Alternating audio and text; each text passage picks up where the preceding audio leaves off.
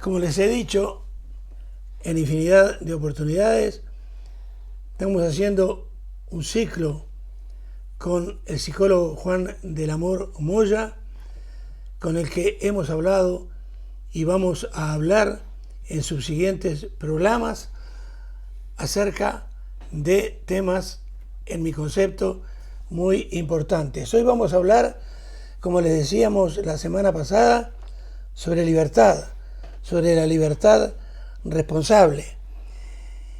Y nosotros siempre hemos tenido una duda en lo que se refiere a el prócer de nuestra independencia, el Uruguay, la República Oriental del Uruguay. En algún momento, el general don José Gervasio Artigas, reitero, prócer de nuestra independencia, dijo una frase que fue muy aceptada por todos los orientales y que nosotros no comprendimos en su momento y seguimos sin comprender. Él dijo: con libertad no ofendo ni temo.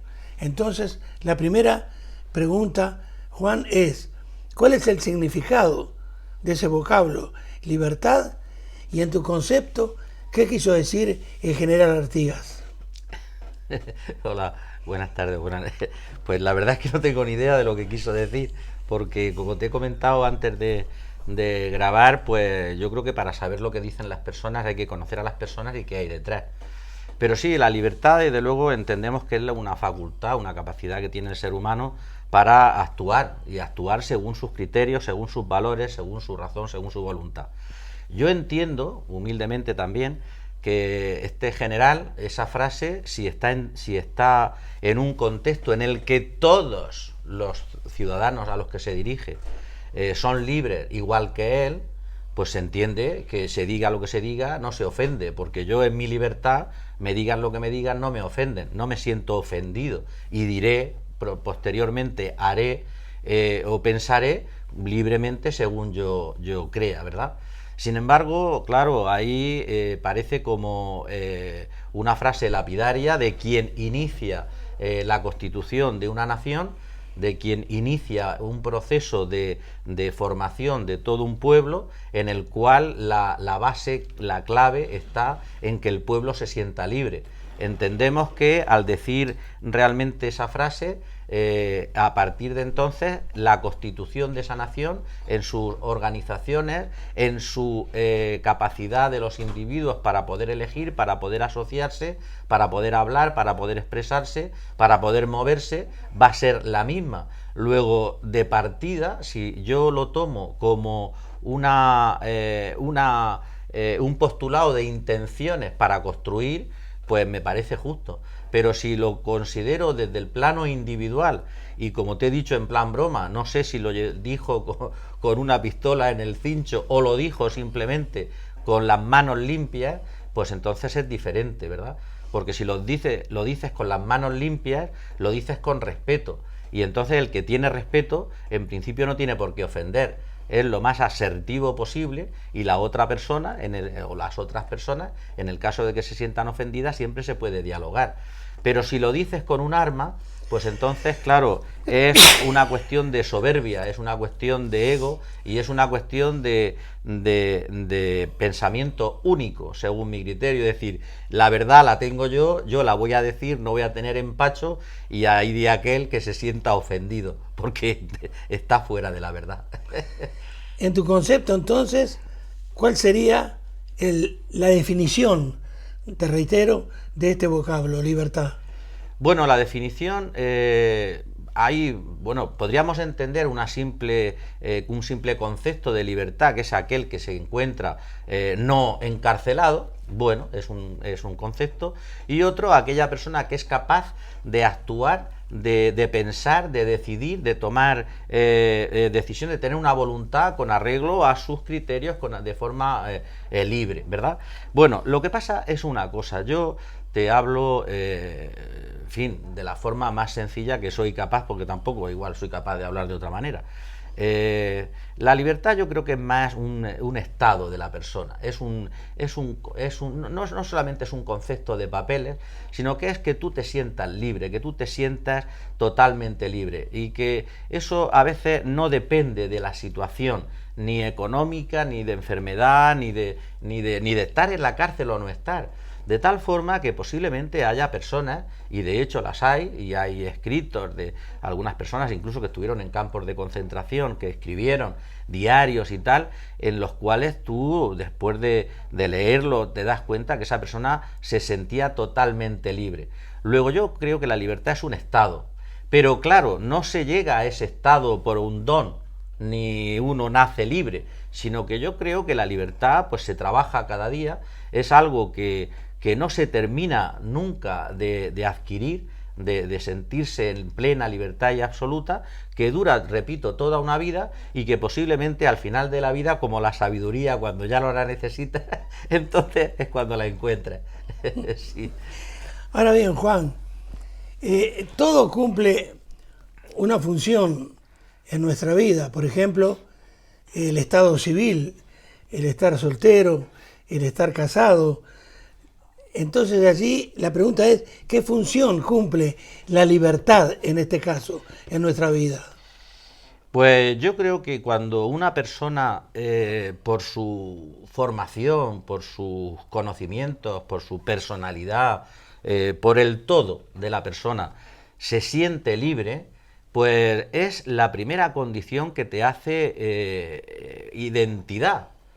Entonces esa es la función que cumple, el que tú tengas un sentimiento identitario, es decir, que tú sepas quién eres, que tú sepas realmente, y al decir quién eres, significa que tú eres capaz de conocerte en toda su amplitud y en todas tus dimensiones, y tú seas capaz también, sin limitarte, saber qué capacidades tienes, que no solamente capacidades, sino tú qué intenciones, qué objetivos, hasta dónde quieres llegar, a todos los niveles, a nivel personal, a nivel laboral, a nivel intelectual, a nivel de relaciones, a nivel interior, de espiritual. Es decir, que tú eres capaz de conocerte, que te sientes libre, porque eso es una sensación, es un estado, y entonces a partir de ahí tomas conciencia de ti mismo y de tu estado en esta vida que te ha tocado, y luego a la misma vez yo creo que lo más principal, para mi entender, sería que en base a esa libertad yo soy capaz de detectar y de valorar cuáles son mis dones, cuáles son mis talentos, a qué es mejor que yo haga o me realice para mí mismo y para los demás, para la sociedad. Y por último, lo poco, lo mucho que haga, que lo haga con pasión, es decir, que lo haga a tope guay, ¿no? Como diría algún crío. Es decir, porque a partir de ahí mi libertad ya será adquirida y la iré fundamentando. Y nadie, independientemente de las cuestiones que ocurran en la vida, podrá quitármela, independientemente que yo tenga que hacerme como responsable de el uso que yo haga de esa libertad. Pero a mí me sirve para ser yo, para reconocerme, para saber qué hago, por qué estoy aquí, qué quiero hacer, hacia dónde voy, y con ese conocimiento que yo tengo, para no hundirme y para que al final prevalezca mis decisiones emocionales, en el sentido de que hay una correlación entre la emoción y la razón, ¿verdad? Entonces yo creo que me sirve para tener ese sentimiento identitario que te comentaba.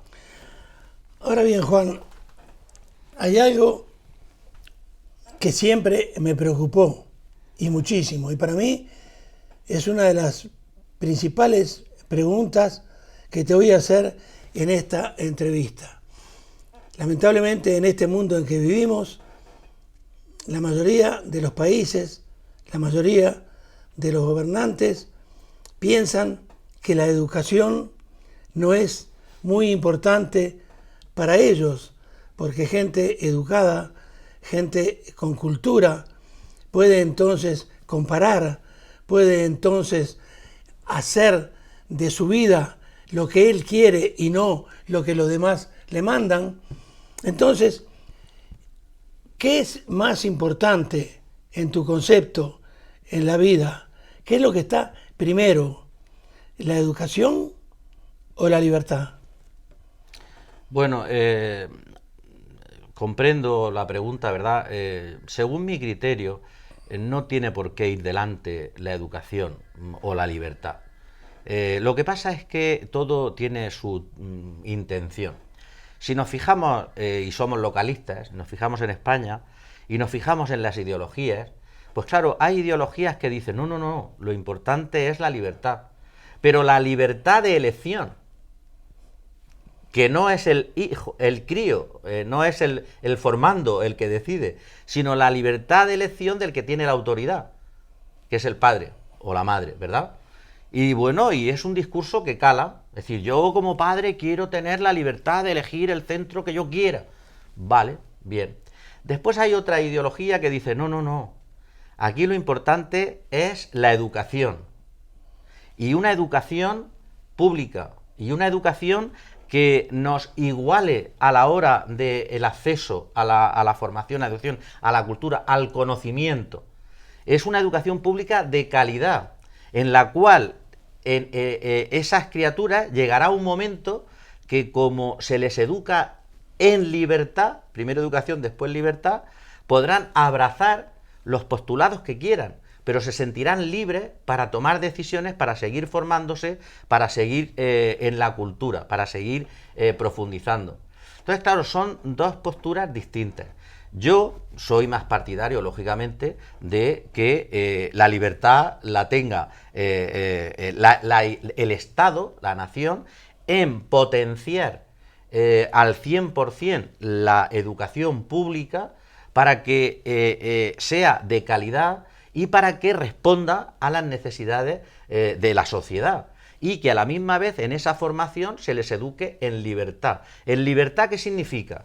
Significa, es muy sencillo, que cada vez que tú a un alumno, a un hijo incluso, a una persona en edad de formación, se le mande algo, se le exija algo, se le pida algo, se le razone. O sea, hay que razonar todo lo que se pida, lo que se mande, lo que se proponga. Incluso hay que razonar cuando, llegado el momento que puede llegar, se incumplan ciertas leyes que todos nos hemos dado en ciertos reglamentos y el crío tenga que aceptarlo y acatarlo, es decir, se haga responsable de sus acciones. También hay que razonarlo, ¿verdad?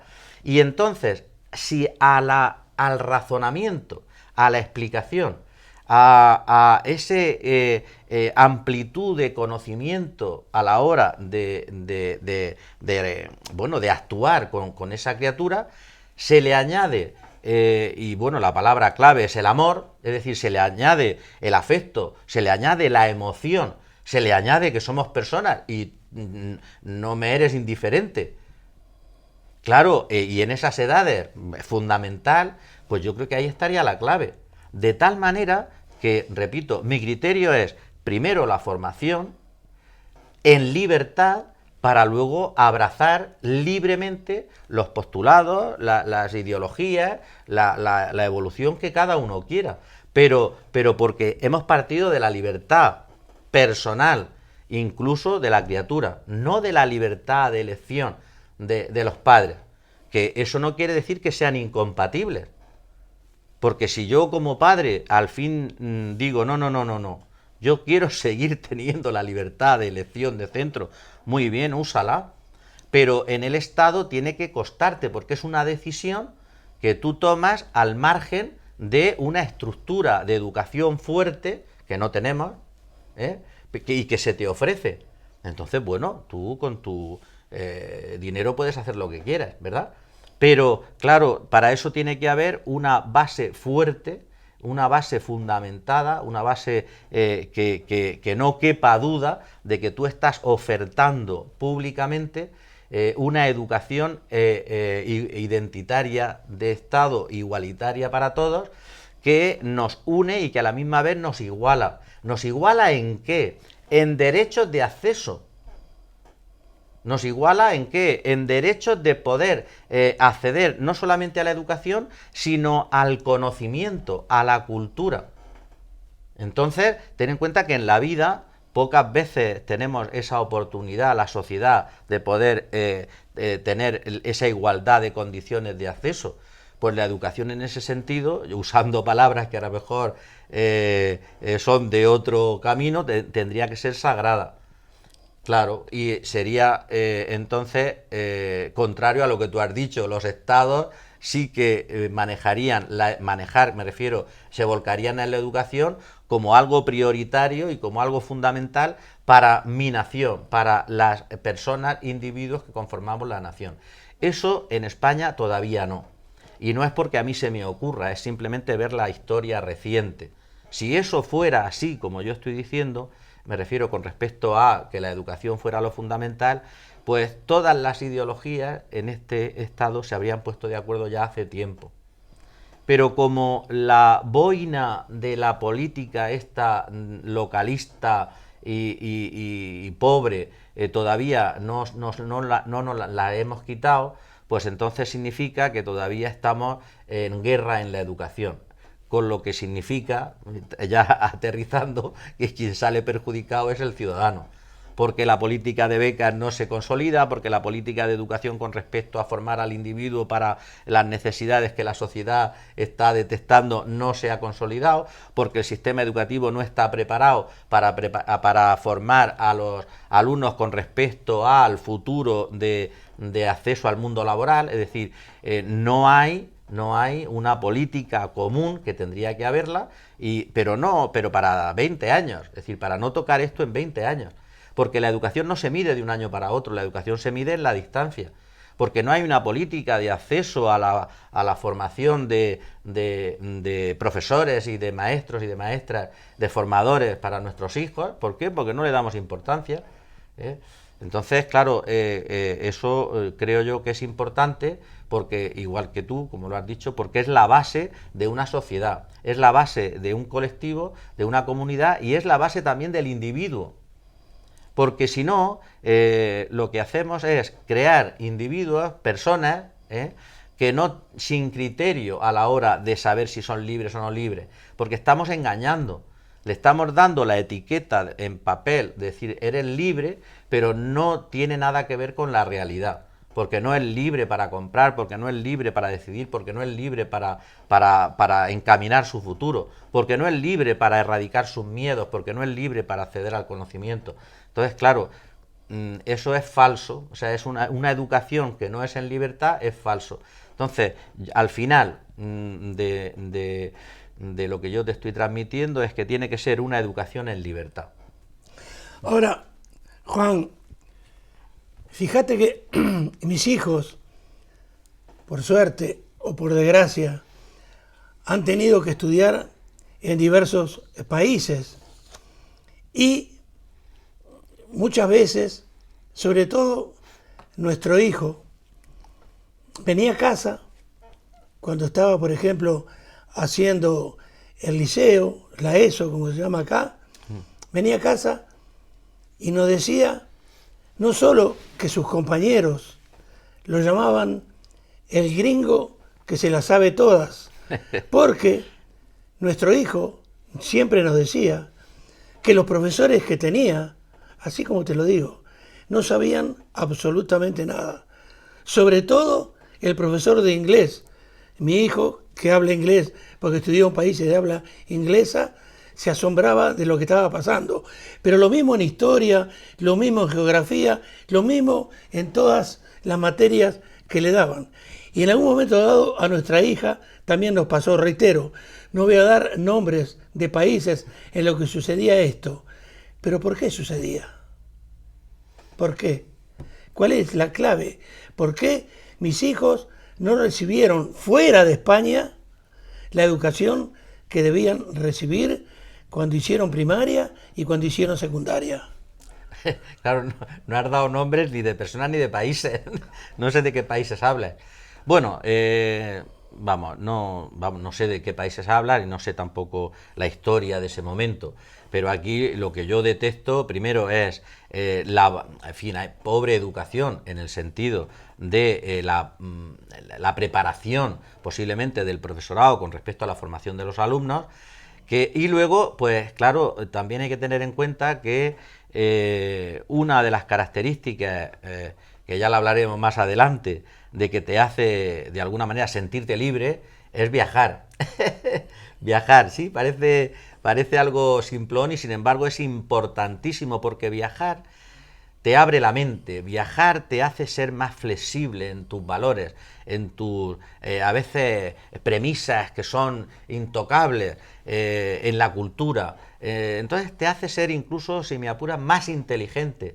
De tal manera que tus hijos, aunque por un lado, pues a lo mejor hubieran deseado tener una estabilidad con respecto al sitio de formación, de criarse, de evolucionar, de estar con la familia, pero lo que sí habrán podido sacar de positivo es esa riqueza cultural de valores, de conocimientos y esa flexibilidad a la hora de aplicarlos. Es cierto que también yo, bueno, conozco más a tu hijo, que a tu hija la conozco, pero menos. Sé también esa capacidad que él tiene mental a nivel intelectual. Es decir, tu hijo es una persona muy inteligente y está como muy preparado para el acceso al conocimiento. De hecho, lo ha demostrado y basta ver su trayectoria académica desde pequeño hasta hoy. Y eso quiere decir que posiblemente esas mentes despejadas curricularmente vayan delante de lo que a lo mejor el profesor o maestro en ese momento quiere impartir. Lo que pasa es que, claro, a veces lo que nos ha faltado a los docentes es saber manejar esa diversidad que tenemos delante. La educación no simplemente es impartir conocimientos, es tener un control exhaustivo de la epistemología del área que estés tratando, pero también saber a quién tienes delante, saber no solamente el grupo colectivo, dónde está, de dónde viene, su origen, sino qué edad tienen y a la misma vez la persona en particular. Ya te he dicho 4 variables. Claro, el manejar esas 4 variables, el manejarlas, el fundirlas, es complicado, de tal manera que a veces el docente se va a esa mayoría que posiblemente le cueste un poquito más de ir avanzando en el conocimiento, de ir construyendo ese conocimiento, en ese aprendizaje. Bueno, y entonces, pues claro, se puede olvidar de algunas criaturicas que tienen esa mente más despejada curricularmente. Eso es lo que yo me imagino, pero aún así nos viene a dar en la clave en el inicio de la conversación. Es decir, es muy difícil encontrarse a un Estado que se vuelque en la educación. ¿Los hay? Sí, los hay, podríamos nombrarlos. Y de hecho, pues ya va, el informe este PISA que sale cada año, pues se va viendo por dónde, pero aún así hay que entender que esas pruebas que se pasan también son pruebas que se pasan de forma general y que tampoco son reales, porque por una razón que te voy a comentar yo ahora, tú puedes estar en la escuela, en el instituto, trabajando el proceso, ¿verdad? El proceso de un problema, el proceso de un comentario de textos, el proceso de la historia, y luego te pones delante de un papel y el proceso no sirve, sirve el resultado final. Claro, entonces tú estás enseñando, estás acompañando a esa criatura a pensar, y es verdad, pero eso es un proceso, y luego lo que te están pidiendo es un resultado, ¿verdad? Bueno, pero independientemente de eso, sí sabemos que hay otros países que tienen otras preocupaciones. Hay países que se preocupan mucho, por ejemplo, del acceso a la formación de los formadores, es decir, que no es maestro o maestra quien quiere, ni quien saca mejores notas, sino que hay que demostrar previamente que tú tienes aptitudes para la docencia, ¿verdad? Y claro, como lo tienes que demostrar previamente, pues significa que ya esa criba hace que esos docentes luego están como más preparados, tienen más vocación, entre comillas, ¿verdad? Hay países en los que los mejores profesoras, van a los, vamos a decir palabras para entendernos, peores colegios o institutos, es decir, los mejor formados, los con más trayectoria y los que más han demostrado su valía, van a los centros más conflictivos, de difícil desempeño. Y dirás, bueno, eso está bien. Sí, pero es que el Estado que se preocupa por la formación, por la educación, también a estos profesores los destaca de otra manera. Y entonces digo, oye, si tú vas a un puesto de difícil desempeño, cada año para tu jubilación te va a valer doble. Si tú estás en infantil, porque aquí el infantil lo valoramos, cada ciertos años tú vas a tener un año sabático pagado. Es decir, no vamos a seguir con los detalles. Ese Estado reconoce el servicio público que está haciendo ese docente y sabe que ese servicio es sagrado porque está formando a nuestros ciudadanos. Esos padres saben que todo lo que se gaste el Estado en la educación es válido y más se tendría que gastar porque está trabajando con mi hijo, con mi hija, que para mí también es lo más sagrado. No necesito buscarme la vida a ver qué colegio, qué instituto es el más caro para llevar a mi hijo, porque esa situación posiblemente sea posterior. Es decir, cuando mi hijo esté formado, cuando él esté formado en libertad, pues ya decidiremos, tomaremos la elección. Pero no hay lugar a que yo busque otra alternativa porque el Estado ya se ha preocupado de que eso sea así, ¿verdad? Entonces, tú me hablas de estados en los que no es una preocupación especial, bueno, en el presupuesto, la educación. ¿Por qué? Pues muy sencillo, tú lo has dicho, porque cuanto más, más dependiente, cuanto más inculta, cuanto menos conocimiento, pues eso es de cajón, ¿verdad? Las personas pues salgan de lo que es la educación obligatoria, pues más fácil será luego manejarlas, convencerles, más fácil será influenciarles. Y de hecho lo estamos viendo. Lo estamos viendo, no, pero no solamente en España, lo estamos viendo. Es decir, hoy, yo no sé si mucha gente tendrá miedo, entre comillas, a esta situación, cómo se está influyendo en cantidad de personas simplemente por el Internet, por personas que se llaman incluso así, influencer, creo, no sé inglés.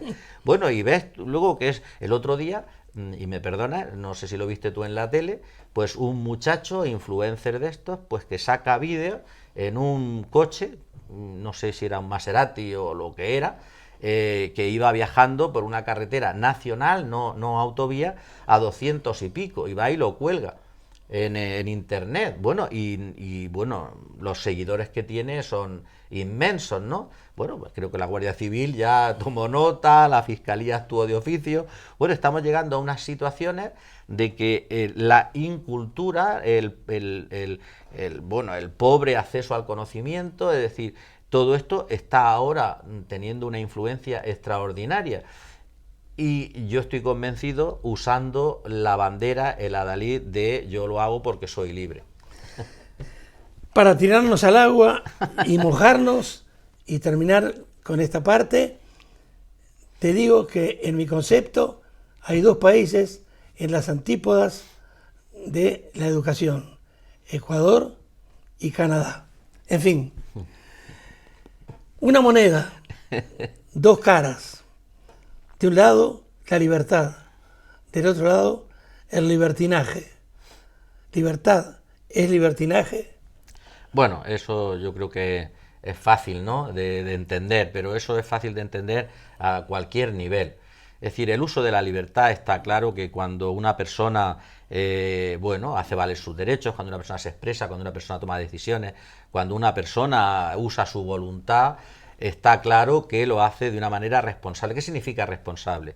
Significa que está dispuesto en todo momento a encarar las consecuencias. Pero yo no estoy hablando ahora simplemente de una cuestión legal, estoy hablando de las consecuencias a todos los niveles. El universo, es decir, donde nos movemos y que somos capaces de alcanzar a conocer, pues tiene unas reglas. Si tú las conoces, pues bien, estupendo. Si además de conocerlas quieres respetarlas, muy bien. Pero si no las conoces o conociéndolas no las quieres respetar, y dentro del universo ahora está todo, están las leyes de cada país, está la ética, está la moral, está, bueno, pues te arriesgas a las consecuencias. ¿Qué pasa con una persona que usa la libertad? Pues que, bueno, llegado el caso, pues se hace responsable con las consecuencias.